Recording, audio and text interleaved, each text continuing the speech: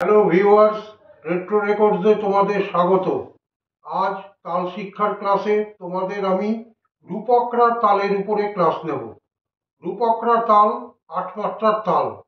বিভিন্ন রবীন্দ্রসঙ্গীতের সঙ্গে রূপকরা তাল ঠেকা হিসাবে ব্যবহৃত হয়।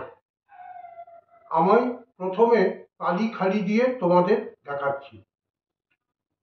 ধি ধি না, ধি না, ধি ধি না, ধি ধি না, ধি না, ধি ধি না।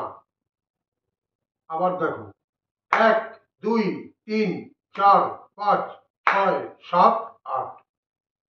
১ ২ ৩ ৪ ৫ ৬ ৭ ৮। এই তালে কোনো খালি নেই, ৩টে তালি, কোনো খালি নেই।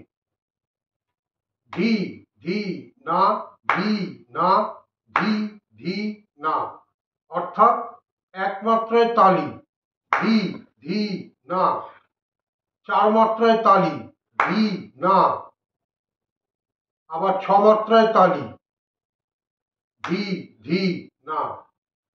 ১ ২ ৩ ৪ ৫ ৬ ৭ ৮। আর ছন্দ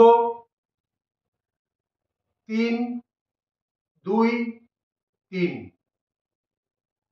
ছন্দ ৩ ২ ৩। বিভাগ ৩টে।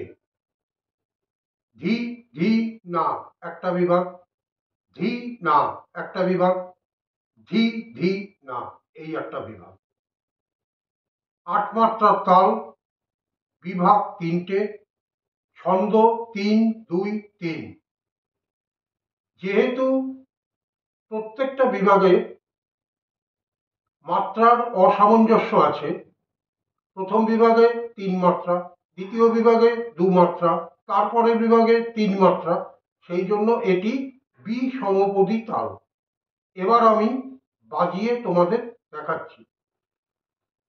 ধি ধি না, ধি না, ধি ধি না, ধি ধি না, ধি না, ধি ধি না, ধি ধি না, ধি না, ধি ধি না।